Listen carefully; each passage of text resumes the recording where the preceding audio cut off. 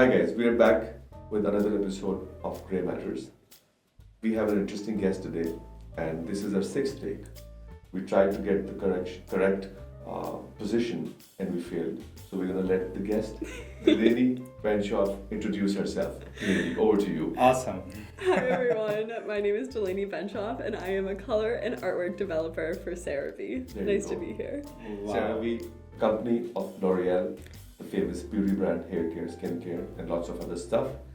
And today we are going to learn how her journey has been from working in the plastic industry to the artwork and coloring developer industry at CeraVe. And let's go. Khurram. Yeah. So tell me about your background, education, and what you have been learning. You're doing some pivots, and you have been working for some big brands. So we'd like to know from you. Yeah, absolutely. So growing up, I was actually always really interested in business, but in finance. But when I shifted into college, I went to college for chemical engineering, which everyone was super surprised about. But I always loved math and chemistry, so it was really on brand for me. During my time in college, I worked for a plastics manufacturing company as a operations engineer and did about a year and a half there. So I extended my college to be a 5-year program. Realized that I didn't really love being an on-site plant engineer during that time, but it really shifted me towards the CPG industry and realized that that was more of my calling. So during that time, I moved into that, did some research in the beauty space because I realized I really was fascinated by the beauty industry and kind of got my foot in the door that way. And then I applied and was able to get into L'Oreal's internship and operations internship program through that. So I did my internship in the summer of 2023. And by taking that internship, I extended my time in college because I really had a really great mentor that walked me through the beauty industry, especially from engineering standpoint. Is really hard to kind of get your foot in the door. So summer internships and co-ops, if you can get a co-op, is the best place to stay in that industry.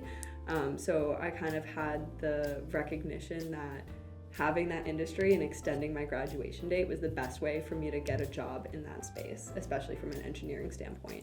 So I took the engineering internship in the summer and loved it, and was really fortunate that I got an offer back full time, and now I've been working as a color and artwork developer. You got it right the 7th time. For CeraVe, which is one of the brands that the L'Oreal group owns. And I love it. It's a really interesting space. Cool. So tell me more about what are you enjoying best in your role right now? And also connected to that question, chemical engineering sounds like very serious and kind of boring. Yeah. But you seem like enjoying this job and you're fun. So tell me, how are you taking it up? Absolutely. So my role right now, one of my favorite things about it is it's so hands-on. So being in the new product development space, which is where my role resides, it's so hands-on. So I get to work with the launch team, which is kind of in our marketing team, what we call our DMI, which is just a fancy French acronym. What does it stand for? It's so in English, it's basically just our international marketing development team. But basically what that means is they bring us all of these new conceptions for the brand, and from the color and artwork side, I work with all of the packaging projects to make the molded colors of the bottles or the caps, whatever color they want. And basically, and the artwork, and it's really hands-on and really technical, right? So I get to measure color and send it out and make it and shift it more yellow or more green, and it's one of those things that people don't really think about. So you are that person who's actually the most important person in the visual space. So before we interact with any brand and experience it, we go by the way it looks on the outside. Right. So Absolutely. you're the cover of the book, right? Yeah. That's what you're responsible for. Yeah. And you make those fancy colors, that why red attracts me, or why yellow makes me happy, or why blue makes me feel safe. So is that what you're doing? Yeah, so our marketing team is the one, and our creative director are the ones that make all of those decisions. I'm kind of just the happy middleman that gets to create their vision and bring it to life So from you're the execution packaging. person. Exactly. You make the color. Exactly. They think the color. So I'm the I work with the suppliers to bring their vision to life, which is a Correct. really cool space to be in. So I can safely say that it's not boring at all. It has nothing to do with chemical engineering. Correct. It has a lot to do with the creative space you are in. absolutely. And it's big time part of the awareness thing. When you see the marketing pyramid, the first thing is the awareness. So after your advertisement, marketing, whenever you're in a shop and you're seeing something for the first time, like as a stranger, so that's the first interaction point, Yeah. and that's what you are doing basically. Absolutely. And that's one of the most rewarding parts of the job is going to a Walgreens or a Target and being able to see your product up on the shelf and say, I did that, right? Wow. So, and that's been one of the coolest parts about the job. And I would hold on to that thought, what you said. I did that. I hear that there is something you're also brewing. Yeah. Which you will say, I did that too.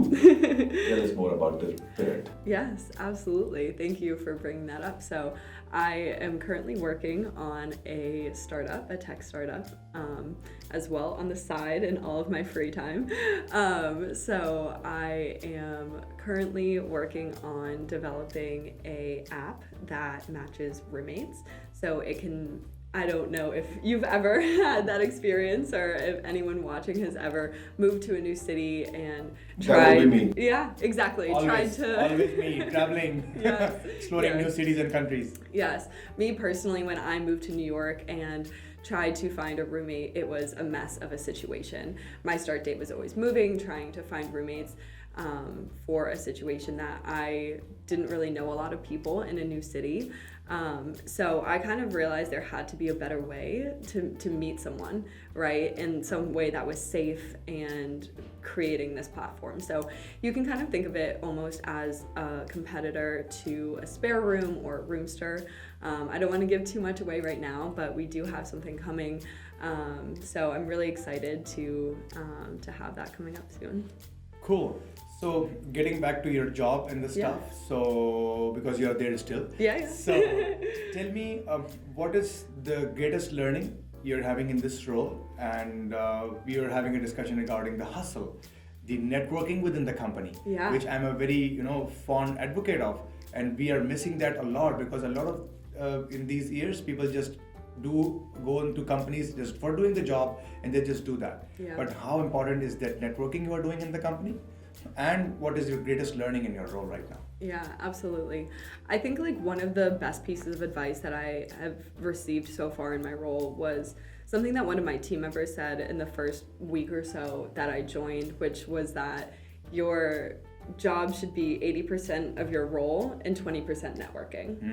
Great advice. Yeah, and it's something that I try to remember every day as more and more gets flooded towards me.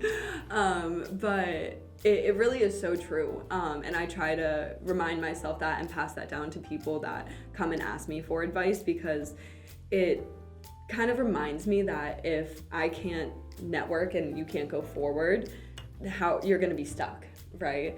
So networking to me has been such a big part of me getting to my current role and continuing to move forward. And I think that it's just the biggest part of continuing advancement in your career. And I don't think that people, especially younger generations, have the resources or continue to take advantage of it as much as they should. And LinkedIn is such a huge resource, and I 100%. stalk people on LinkedIn more than I feel comfortable. But like that, me getting into L'Oreal in that space was LinkedIn was a huge proponent of that, and they make it so easy to filter through people who went to university that go and work for these companies. And I would message people who work for the companies that I wanted to, that went to my school, and ask them if they had time. And most people are very open, and if you're willing to come prepared and ask the right questions, they're willing to give you their time. That sort of reminds me what Steve Jobs once said, that, he was missing a very important component when he was in the process of innovating the first Mac. And he needed some chip, I'm not sure which exact chip, it's in his book, also in the movie. And he called HP and just directly called him out of the yellow pages, called him up and said, this is what I need. And he's like, who are you again? I'm Steve Jobs. And he visited and he said, have a look around. And that's where a lot of technological superiority that Apple has built has come from, right? You earlier mentioned that your startup is like the two other startups that you mentioned, right? Or the companies that are operating. And there's going to be, but do tell, there is going to be something which is going to be unique about it, right? Absolutely. So we don't want to know. We want the investors a bit intrigued. We want the investors to look out and want to know what you are coming up with, because we have a little bit idea and I think that's going to fly really high. But what I want to understand is, in what space is it going to be different? Is it going to be the technology bit? Is it going to be the branding build? Or is it something which is a mix of both? There's 3 different components. So yes, and then a secret third option. So it kind of hits all 3 in my opinion. I've done a lot of research. And there's, in my opinion, there's 3 gaps in the market. So tech, definitely one, being the actual user interface, and that is definitely a gap in the usability of it. The branding and marketing, absolutely.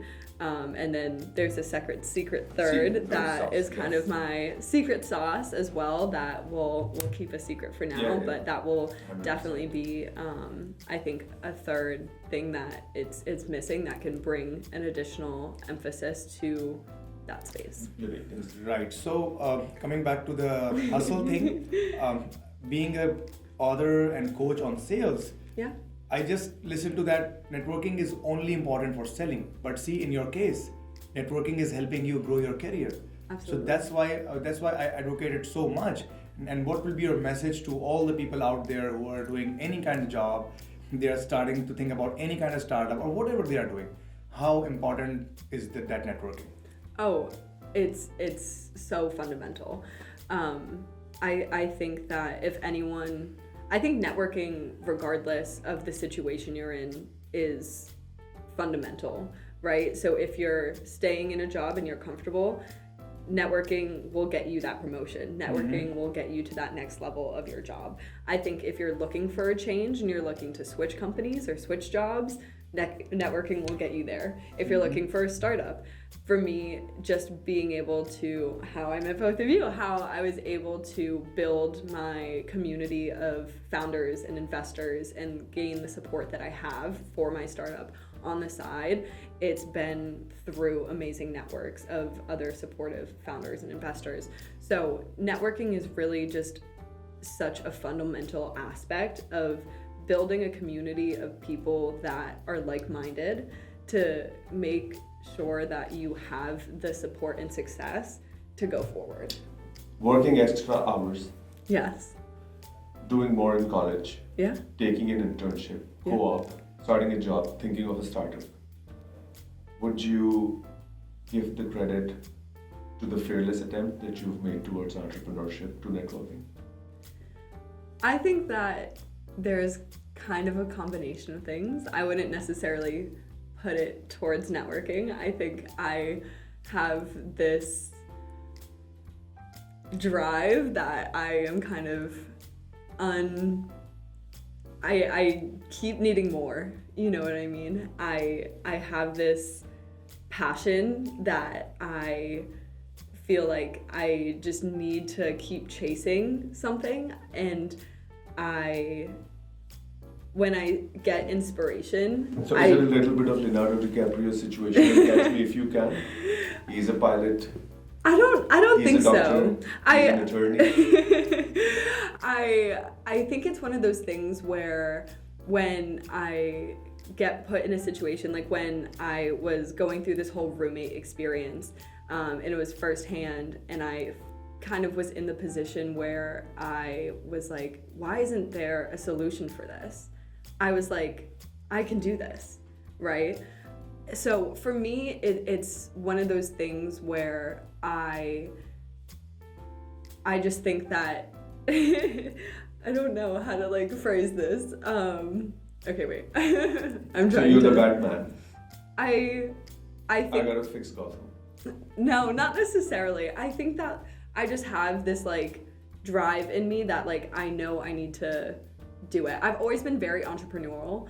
Like when I was in high school, I would do business competitions for financial consulting, and I competed, and we would compete internationally, and I would place. And that was just something where I always felt like I was kind of in my element. So the fact that I've kind of come back full circle almost to business doesn't surprise me, but I have this desire to keep going and keep pushing myself.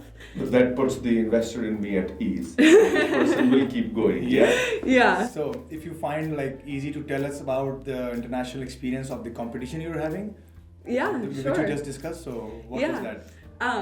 It feels like a lifetime ago. So I used to compete in financial consulting event.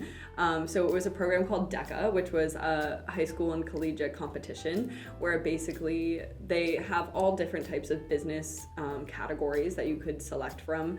And then you would have either like a selected presentation that you would create and perform or compete in front of judges, or you would do kind of a role play that was given to you right then and there. Yeah. So I would do the financial consulting event category, in which I would create a presentation and compete it in front of the judges. So it starts at a local level, and then you move to the state level, and then you would do it internationally if you move forward. Okay.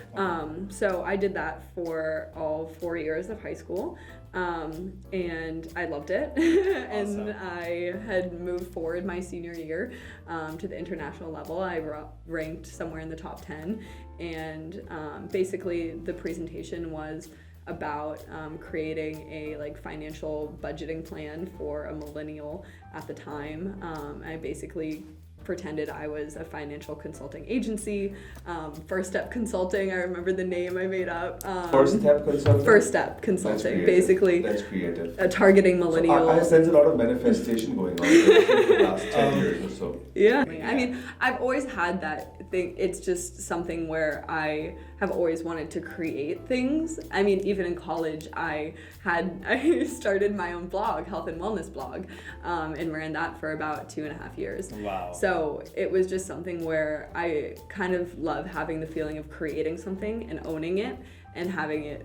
I did that, right? Back to that same feeling. So I think that being able to have that ownership and be able to kind of solve a problem and recognize it and have kind of that ownership makes it so special. Cool. So I think we've filled a lot of blanks, Delaney, for you. So there's this drive, Mm-hmm. then there's this motivation, and then there's this spirit, right? And I won't say what you would want to say to the younger lot out there because you're yourself quite young, but still to the audience who are stuck in making the move or taking that leap of faith. Mm-hmm. Give us one good line. What will that be? Oh my goodness, you're putting me on the spot here.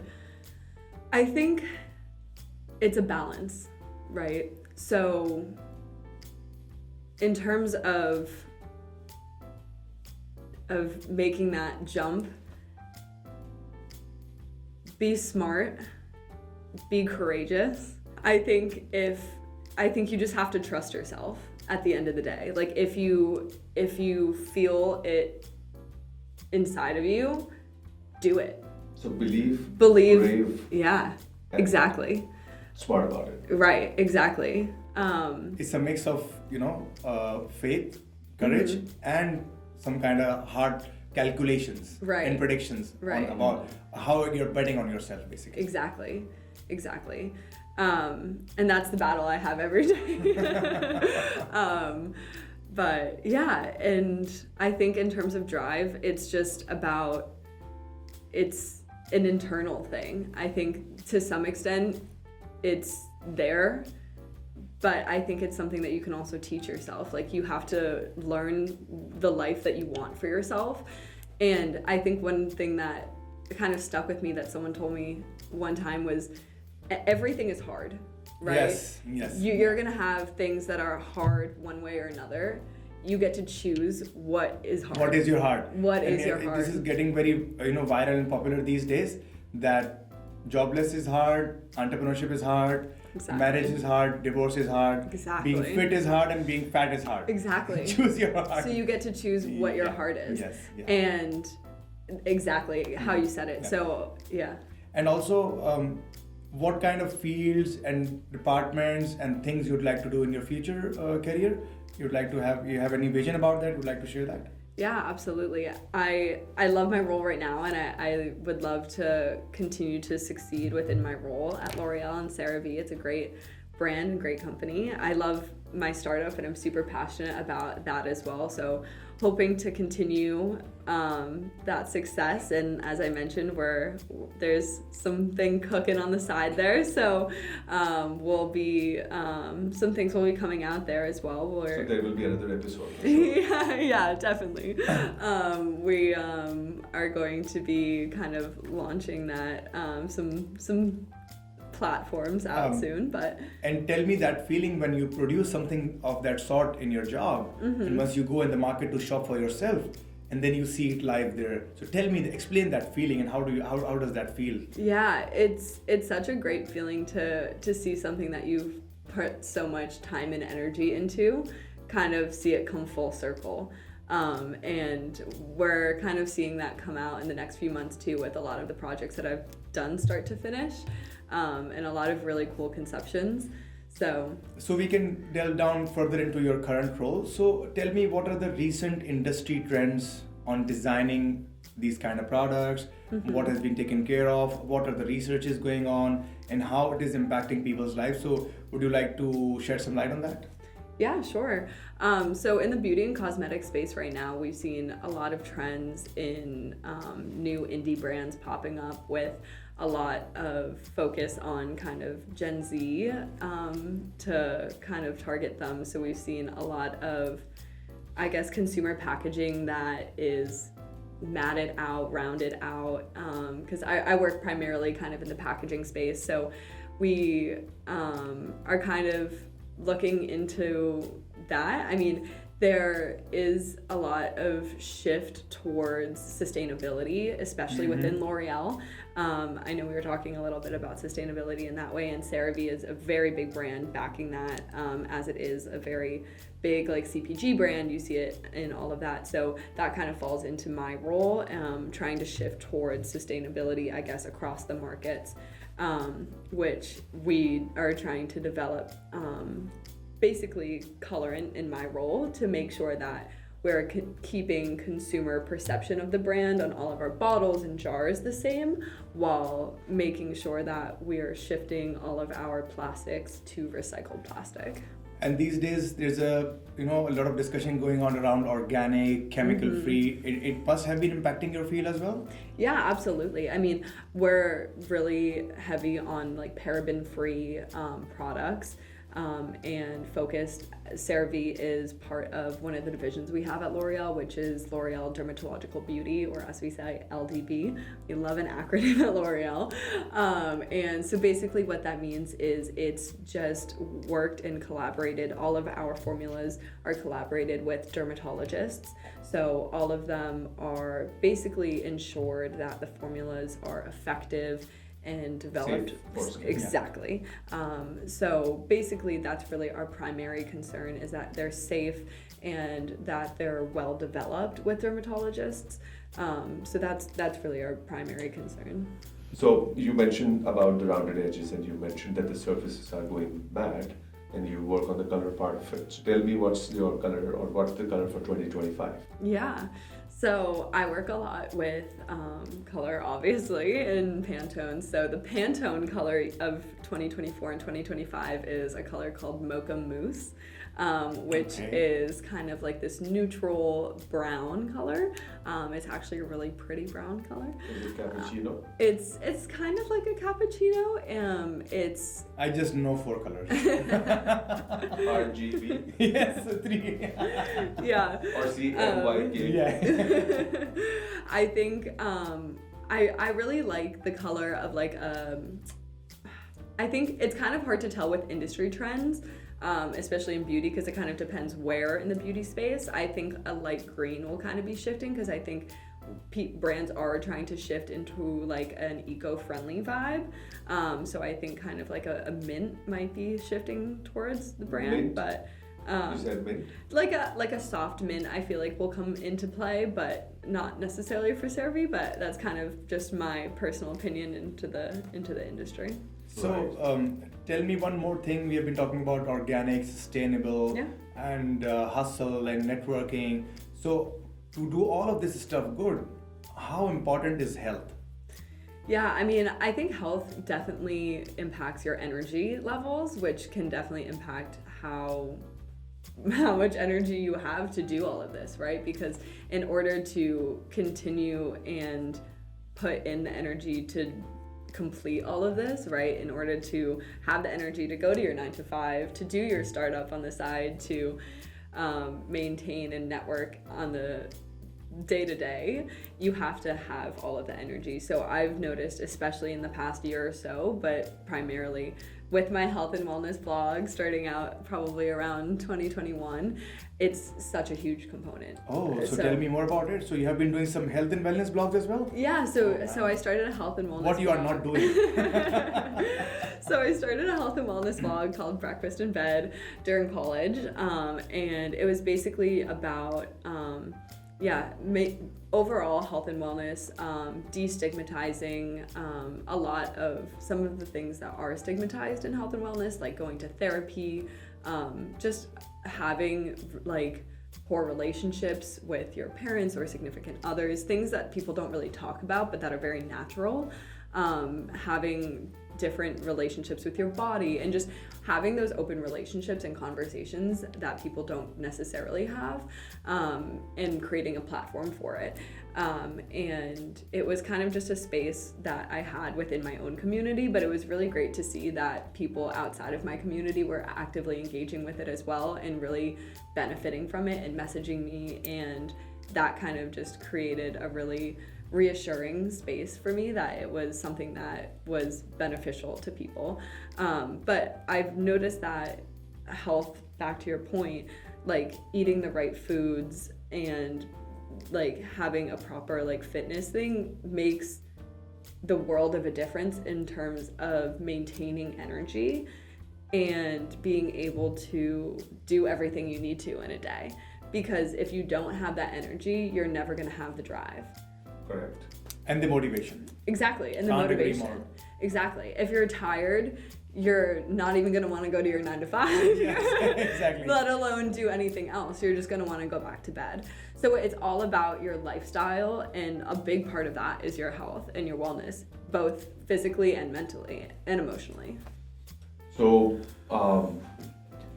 the journey has, I feel the journey has taken many turns, Yeah. but it's leading towards one big goal, which is probably around making the world a better place for Absolutely. people. Yeah. Love that sentence. So it has been through the wellness journey. It has been through the colors, the beauty products, the development of artworks that make it better for people to use those skincare products. And then your startup, which is about spaces. So it has been an experiential ride, yeah. So I'm towards the closing, and now we'll go for a surprise question. Okay. Yeah, which we never prepared anybody for. Yeah. So that's, But once you see the previous episodes, you will know them. Okay. yeah. Did I'm you ready. see one? No, I Of course have you not a did. full. It's but guys, her socials are in the description. Follow her on LinkedIn. Learn about her startup. It's good. We've heard a little bit more than you have, and we feel together that it's going to be great.